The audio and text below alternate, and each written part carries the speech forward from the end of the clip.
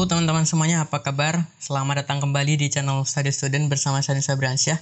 Dan di video kali ini kita akan menyelesaikan studi kasus kita, yaitu studi kasus penjualan dengan Object Oriented Programming di Java.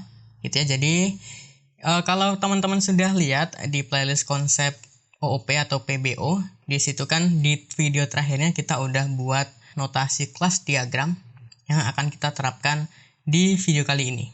Gitu. Jadi seperti ini mungkin yang akan kita buat, dan sebagian sudah kita buat juga, di antaranya yaitu kelas abstrak barang yang ada keturunan keyboard dan prosesor, udah ya. Nah, tapi kita akan langsung aja teman-teman ya perbaiki satu metode abstraknya. Jadi di sini dia akan return string. Kita akan perbaiki itu dulu. Jadi di barang itu ada metode abstrak seperti ini, tapi ini returnnya string. String, S-nya gede ya. String gini. Di overridingnya juga, berarti kita bisa ke atas. Ini string, ini return, gini.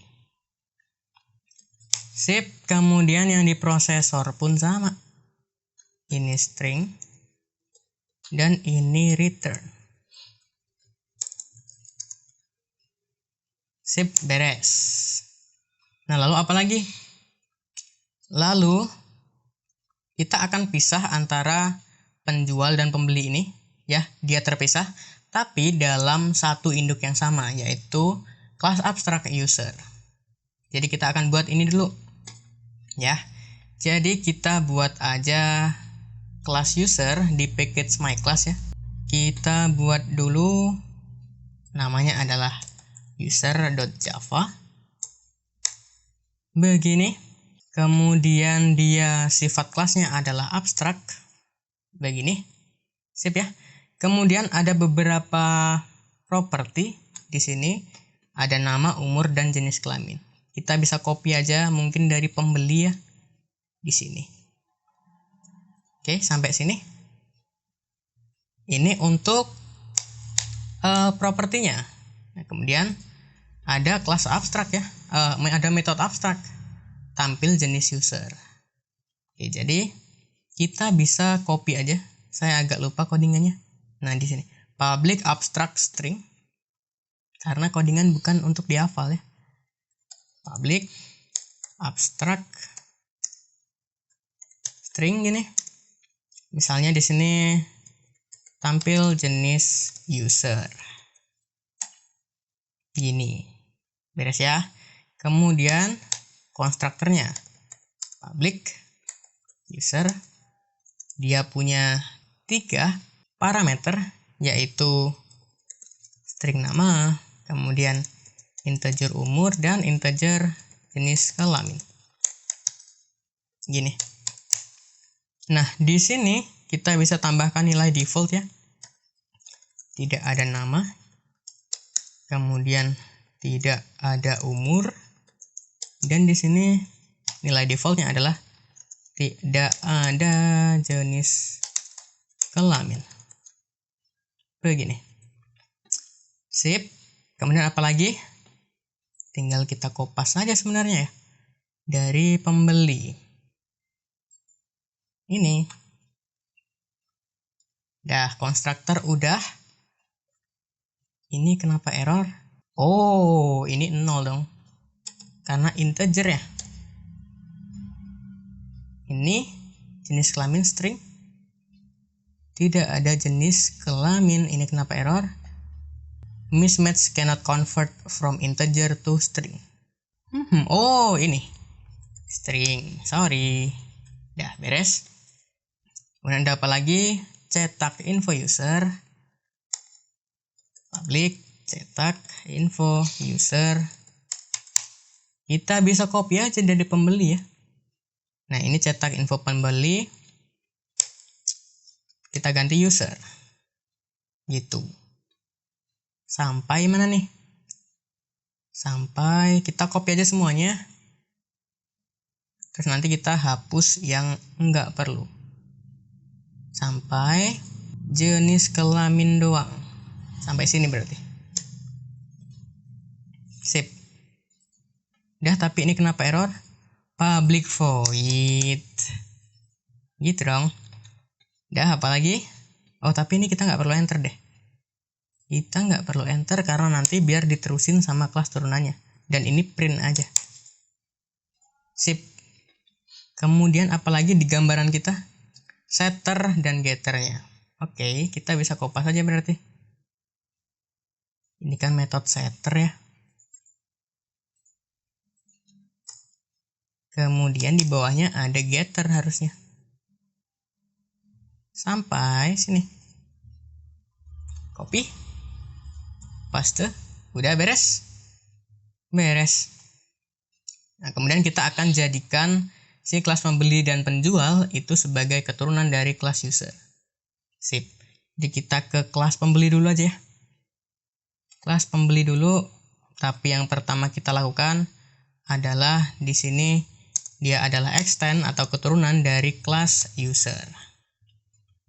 Gitu.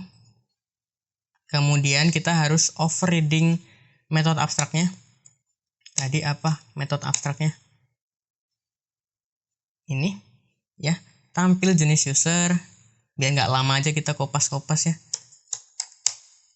Ini return apa nih? Ini pembeli itu. Sip. Kemudian untuk yang, oh ya, bentar. Ini kita nggak butuh ya. Kemudian ini pun kita butuh. Kita kasih nil default. Tidak ada nomor telepon. Ini pun tidak ada alamat. Tapi ini kenapa deh? Cannot. The abstract method tampil jenis user in the type pembeli can only be defined abstract. Oh, nggak boleh pakai abstrak.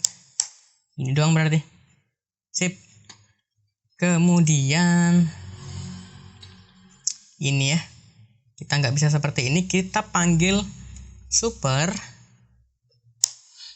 Udah gini. Jadi kita panggil induknya, kemudian suruh ngisiin nama, umur, jenis kelamin. Kan di konstruktornya dia ngisiinnya. Beres. Kemudian kita scroll ke bawah lagi, apa yang salah? Nah, cetak info user ini harusnya dia bentar. Mulai dari nomor telepon ya. Mulai dari sini berarti. Beres. Ini setter getter nama nggak perlu. Ini getternya. Sip.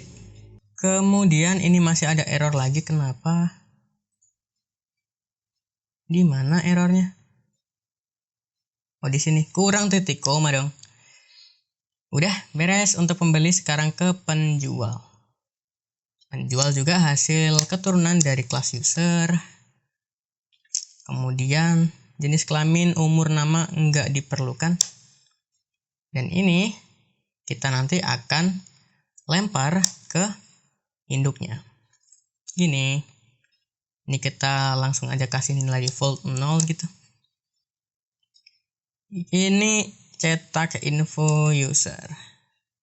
Kita mulai dari lama kerja per tahun. Gini. Kemudian ini nggak butuh. Untuk yang setternya, getternya pun tinggal lama kerja per tahun. Tapi kita lupa satu hal ya. Kita lupa untuk overriding metode abstraknya. Di sini public tampil jenis user public string return ini penjual. Beres, udah ya. Sip. Ini kalau kita jalankan di mainnya, kenapa ada error? Di main. Errornya di, oh ini nih. Cetak info user sekarang. Ini pun sama. Sip ya. Kalau kita running harusnya aman tuh. Aman. Tapi Oh iya, lupa.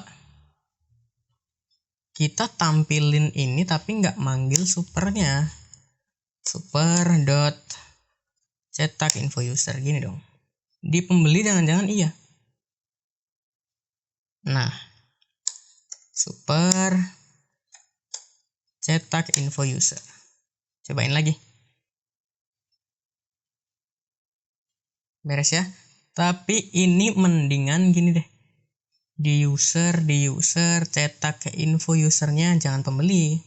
Gini aja. Dah. Jadi sekarang kalau kita running di main ya, aman. Sip. Berarti untuk yang sebelah kiri ini sudah, sebelah kanan udah. Sekarang kita akan buat kelas transaksinya. Nah, nanti kelas transaksi ini akan bergantung pada kelas pembeli, penjual, dan salah satu dari anak atau keturunan dari abstrak barang. Begitu. Sip, kita bikin aja yang penting. Kelas transaksi. .java. Begini. Dia nggak punya sebuah properti ya, tapi langsung ke konstruktornya. Jadi public transaksi. Dia punya berapa parameter? Oke, data penjual, data pembeli, dan data barang. Jadi di sini penjual dulu. Gini ya. Jadi kita bisa aja taruh parameter yang tipe datanya adalah kelas, bisa aja. Jadi nanti kita oper objeknya. Kemudian pembeli gitu dan barang. Udah. Nah, kemudian kita akan tampilkan pembelinya siapa, penjual dulu. Penjualnya siapa? Berarti penjual titik get nama, kemudian koma, pembelinya siapa,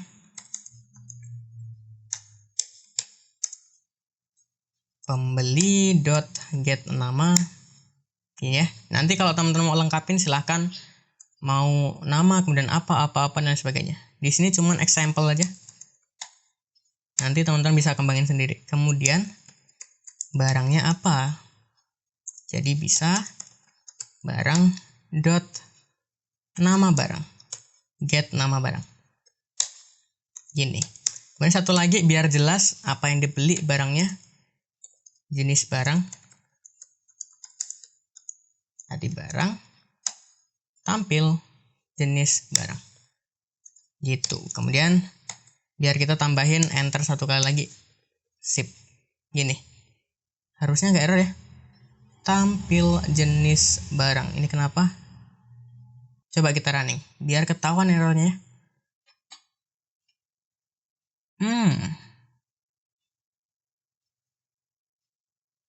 Oke, nggak ada error harusnya. Nah, ini kan udah import semua kelas ya. Sekarang coba kalau kita bikin transaksi baru. Transaksi 1 misalnya.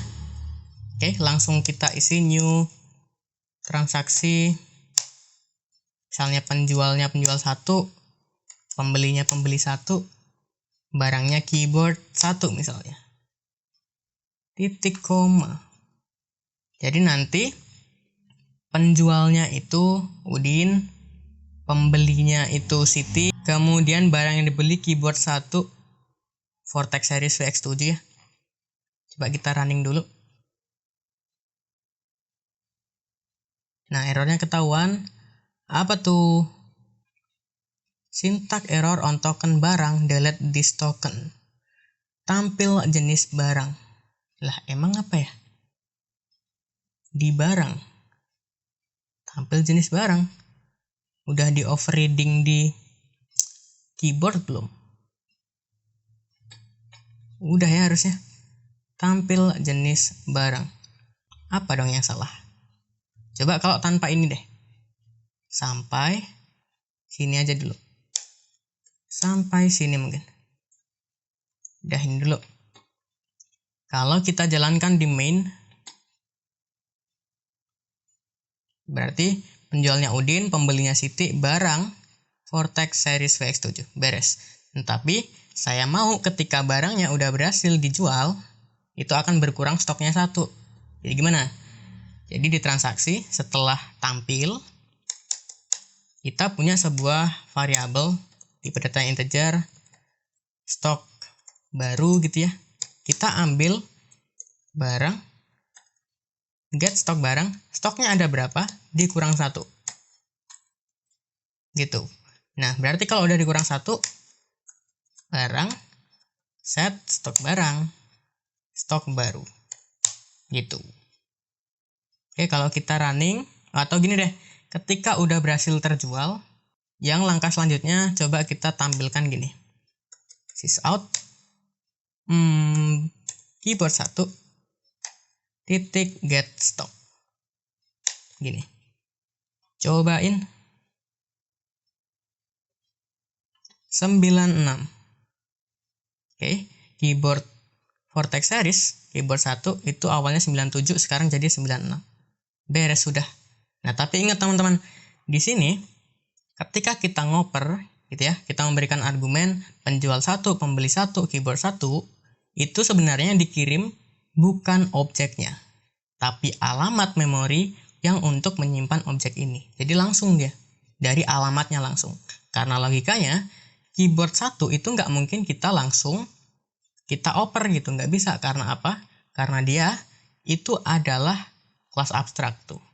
Jadi tadi kan di sini barang ya, barang nggak bisa sebenarnya karena kelas abstrak, tapi berhubung kita ambil langsung dari alamat memorinya bisa. Jadi kalau kita di transaksi itu seperti ini, misalnya penjual sama dengan new penjual, gitu. Ini kan artinya kita buat objek baru. Oke, nah berhubung kita pakai ini, kita nggak pakai new, kita langsung ambil pointernya. Jadi seperti ini cara kita untuk mengambil sebuah alamat memori dari sebuah objek dengan Java. Ya, kita langsung mengambil alamatnya, pointer. Gitu. Sip ya, harusnya beres. Kemudian kita bisa tambahin lagi. Misalnya untuk transaksi 2, dia beli prosesor 1. Ini. Kemudian nanti sysout cobain prosesor 1 get stock. Gini. Cobain dulu. 23. Awalnya berapa? Awalnya adalah dia 24 ya. Udah kurang 1. Dan kalaupun misalnya nanti teman-teman, saya pengennya di sini nanti dia ada dijual berapa, beli berapa, silahkan aja. Dan di sini saya hanya memberikan sebuah template-nya aja supaya teman-teman bisa mengembangkan sistem yang sangat sederhana ini. Jadi intinya kita sudah, nah, tapi ada yang masih ganjel karena di sini dia kan beli barangnya ya, tapi nggak tahu tuh jenis barangnya apa gitu. Coba kita akalin lagi di sini. Jenis barang ya harusnya. Jenis barang gitu. Plus berarti barang titik get jenis barang. Kok nggak tampil ya? Di barang tampil jenis barang aja. Tampil jenis barang. Tadi typo doang kayaknya ya. Udah tuh, beres. Jadi untuk yang ini, jenis barangnya keyboard yang dijual. Untuk yang kedua, transaksi kedua, ini prosesor. Beres sudah. Gitu ya. Jadi itu aja mungkin ya teman-teman untuk video kali ini. Intinya kita sudah mengimplementasikan kelas diagram yang sudah kita bikin notasinya. Dan ini studi kasusnya penjualan yang sangat sederhana. Dan nanti teman-teman bisa kembangin kurang ini, kurang itu, dan lain sebagainya, silahkan aja. Gitu. Jadi saya rasa itu aja untuk video kali ini, dan video ini adalah video terakhir di playlist OOP Java. Ya, mudah-mudahan dengan playlist ini teman-teman bisa belajar, bisa mengetahui paradigma dari object oriented programming-nya dan bisa implementasi OOP di Java. Begitu. Jadi saya rasa itu sekali lagi. Saya Nisa Briansyah pamit, saya ucapkan thank you, terima kasih, keep learning, and keep spirits.